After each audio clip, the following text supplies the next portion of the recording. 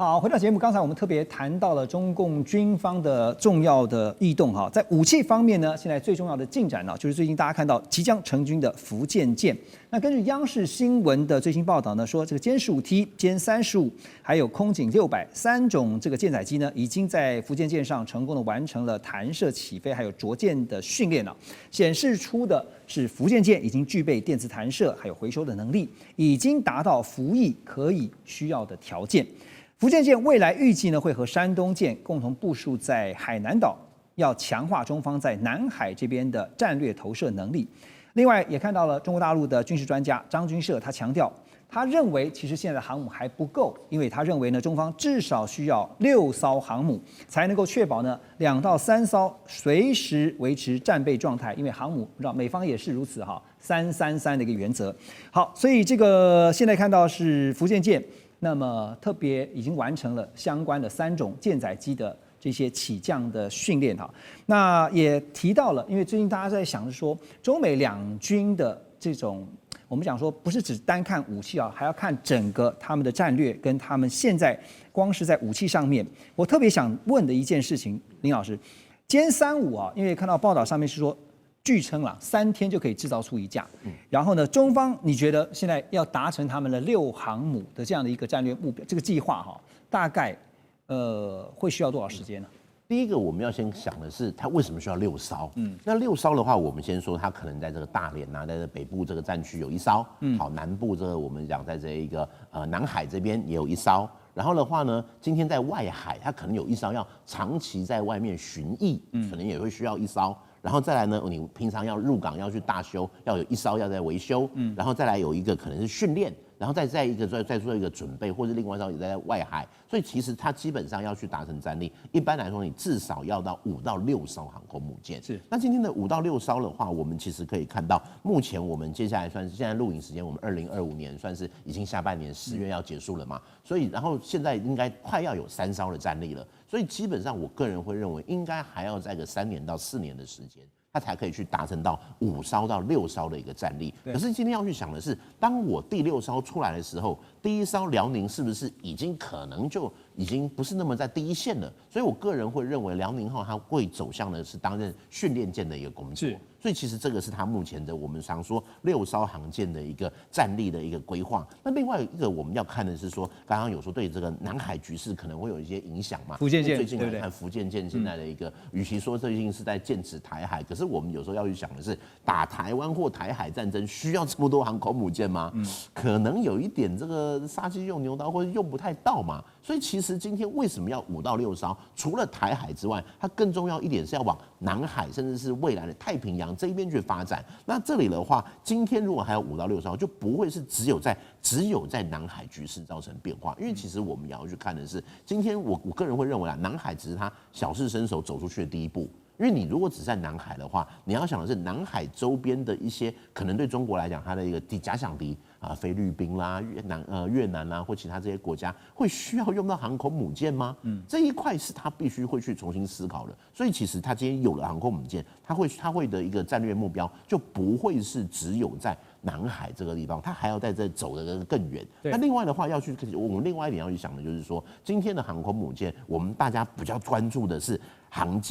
空母舰这一艘船。可是要去达成战力，第一个就是舰载机，没有错，歼15T 啦，歼35啦，空警600啦，逐渐都出来了。可是另外一个就是你后面的补给，你的这一个他们说的这补给舰，大型补给舰有没有办法跟着航空母舰一起出去？同时，另外一个就是你的航空母舰旁边的护卫的一个舰队，整个战斗群，对，因为这一切就是另外我们要去观察的。因为我们看在6月的时候，它不是这个双航舰战斗群出去了那个第一岛链吗？到了这一个甚至到西太平洋，出西太平洋，说突穿了第一岛链，突穿第一岛链，在太平洋有一个大军演嘛。可是这个军演，其实我个人会认为是现在解放军还在实验一个航空母舰的战术战法，也测试自己的能力。有一点是摸着石头过河，因为一般来讲的话，过去可能是俄罗斯这个滑跳起降的这一种飞行的模式，它要走的是俄罗斯路线。但是它现在福建舰如果它是用弹射，它可不可以把它的作战模式改回到美国的 style、美国的战略？那今天它同时有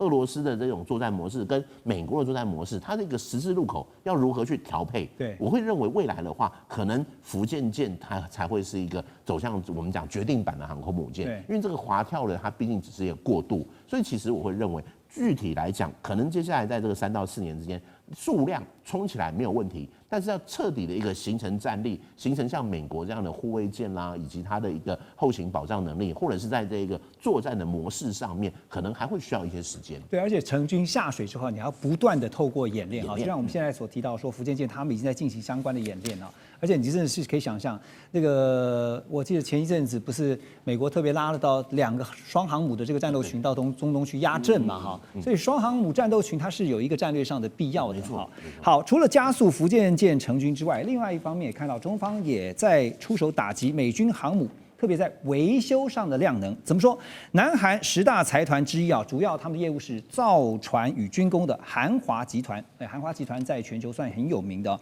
有5家美国子公司呢，最近遭到了中方的制裁，理由是什么呢？是支持美国政府对中国海事物流跟造船业展开了301调查，并且采取措施。在这之前，其实韩华集团8月份才宣布啊，在美国的费城造船厂要投资50亿美元，支持川普的让美国造船再次伟大这个计划。那因为呢，目前美国的本土造船在全球市场的占比啊，真的非常低，不到1%。这个海军力量跟航运体系大量的依赖日本跟南韩，因为日本、南韩加起来全球占比有30%啊，这个造船产能也不容小觑。而美方呢，近期呢就试图通过向中国大陆制造的船舶来加收这个入港费呢，来企图把全球造船的订单导向日韩，来削弱中国大陆造船业的国际竞争力。现在看到这个中方也不是吃素的，所以呢就干脆出手制裁。而且你会发现，最近中国大陆他们几乎是比照办理。美国常被管辖，我也常被管辖。美国呢，你就是封锁，我也封锁，哈，所以双方都在下毒手，哈。这场航运生死斗怎么看？第一个就是说，中国、韩国、日本占全世界这个 production shipping 大概是90%嘛，哈。那韩国大概是中国的 capacity 大概1半多一点嘛，哈。那美国当然就是说，只剩下5个 active 这个 shipyards 可以做这个海军相关的，是，可能15个可能是比较大型舰嘛，哈。当然台湾是比较可惜哈，就台积电到美国，让这个美国的 American Semiconductor Great Again， 可不像是韩国，到美国 American Shipping Great Again 就把汇率就从28降到15%嘛，哈。那当然就是说，这个大国的外交是很精准哦，基本上是个食人牙慧的东西，因为韩华的5家美国的子公司也好，跟中国根本就没有 trade relationship， 所以在这个中美的 Great Decoupling 以后也不可能，所以基本上是这个是一个很精准的一个打击哈。那当然，美国在韩国的这个帮忙下，可能就很快可以变全球第4名，就超越菲律宾哈。那至于美中之间的航运的问题的话，就以前是直接走太平洋，将来就是绕着走太平洋，但最终有可能就是从太平洋变大西洋，所以对整个 Indo-Pacific 来讲，最终不一定是一件好的事情，就是了。对，所以现在韩国摆明现在就是像您刚刚提到说，没有所谓的这个 decoupling 的问题哈，它摆明就是变成未来的美国造船的，好听一点讲是 partner 哈，但是呢，直接就是美国叫你帮忙做商船也好，特别是军舰也好哈，就是由韩国这边来负责，包括日本也是。好，那韩华集团呢，当然面对这个中方制裁呢，它还是必须要摆出一个态度哈，所以它也提出了一个反制作为啊，就是最近他们打算向菲律宾出售一款新型的反舰弹道飞弹，叫 CTM-ASBM 啊，这个打击范围呢可以达到160公里，并且呢要配备整合式的巡标器啊，可以精准瞄准海上所有的舰艇跟船只。研发预计会在2028年完成。那么这个刚刚提到这个弹道飞弹呢，反舰飞弹哈，跟韩华的 K239叫天凌啊多管火箭发射系统配套使用。哇，这个孝伟兄是专业，来带我们了解一下这个武器。这个东西其实是韩华集团蛮新研发的一款武器系统啊。那它的这个武器系统，其实也就是说，这整个系统来说，它其实有点像是美国的 HIMARS 系统。也就是说，其实美国因为自己本身 HIMARS 的这个系统产能也有限，而且现在要买的国家非常多，所以其实韩华某种程度来讲，它这个情况呢，它这款这个 CTM-ASBM 的这样一个飞弹，就有点像是这个武器系统上面的 K9的弹道飞弹版。什么叫 K9 弹道飞弹板呢？就是说，你看到现在韩国武器出口大众里面有一个东西叫做 K9 自走炮，它其实就是15公里的这个自走炮哈，那个某种程度来说就是美军的 M16拐的这个自走炮的这个韩国版。因为韩国当初在研发这个武器的时候，大量的从原本的美国的 M109自走炮中去获得的一些相关的概念去做这个东西，而且韩国可以把它做的价钱更便宜，然后售后服务更好。所以在这个情况下，就有很多国家愿意买韩国的 K9 自走炮。那这个CTM ASBM 的这个概念也是相同的，它其实本身就是把过去跟美国的 HIMARS 多管火箭发射器里面整合一个叫 ATACMS， 还有现在更新研发的叫Strike 那个 Strike Missile， 也就是 Strike Precise Strike Missile 精准打击飞弹。然后这个东西呢，它本身也是可以利用我们刚刚讲到原本 HIMARS 火箭弹的那个发射器发射的。那这个时候韩华就锁定这2种武器，它都进行开发，它希望能够在2028年前把这2款飞机这2款那个火箭其实它说是火箭，其实它本身是这种弹道飞弹。第一个，它 ATACMS 就是炮兵那个火箭，但它其实射程已经到300公里了。那另外像那个精准打击飞弹，它射程更长，600多，等于说我今天菲律宾想要获得这种美国的这个精准导引武器呢，像这个不管是 HIMARS 跟 HIMARS 搭配这2款飞弹的话，但是第一，美国的产能可能来不及；第一，因为美国已经答应了很多国家了嘛，对。第二，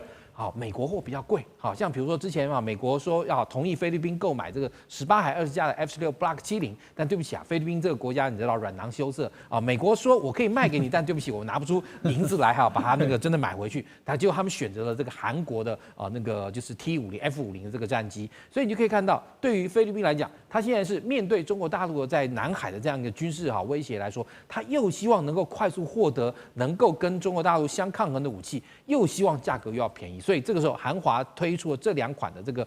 那个精准导引飞弹，因为它其实也是依照美国这个 ATACMS 跟那个精准打击飞弹，做出了一系列的这样一个类似的这样一个炮兵飞弹。那这个飞弹可以让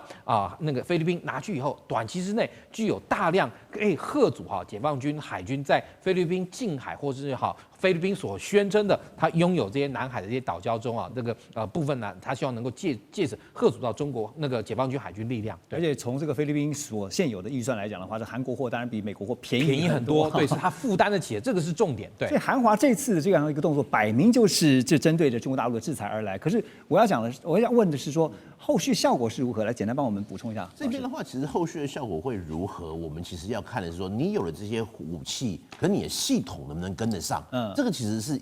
刚刚其实我们在谈的，不管是解放军也好，美军也好，重点是你的系统。所以其实对于菲律宾来讲的话，你买了这些武器，但是你怎么用？而且说实在，现在在南海的一个冲突，对于菲律宾来讲的话，它不是只有在这个实际的开战，它很多是我们讲的灰色地带。所以其实它现在要把这武器拿来提升它的一个火炮这一块吗？还是把这些船把这些经费买更多的船？因为我们看到之前的话，南海不是这一个跟中国有很多的海上的一些交错吗？那边没有开火。所以其实，与其把这个钱放在这个提升它的这个火力，我个人会认为它现在比较多的可能是载台这一边要去把它提升起来。那另外一个，我们也看到，过去菲律宾不是没有钱，它也不是没有武器，可那武器放在那边久了就生锈，久了就保养没有跟上。这一块也会是去阻止它的一个作战的效率的一个原因，甚至是我们在看它之前在这个冲撞的一些画面里面，我们可以看到菲律宾的这些他们所谓的海警或海巡的这些船只，它的一些装备相对来说是有一点简陋，或许船体是日本还是什么很好，可它上面的一些冷气啦或者发电机啦，它上面的护卫是有限的，所以可能在这个水柱冲击上面，可能就会很快的有一些问题了。了解。所以其实这一些都会去影响到它的战力。好，这个讲到武器不能用，等一下我们就回来聊一下，是说川普说要给乌克兰战斧飞弹，现在又改口了，马上回来。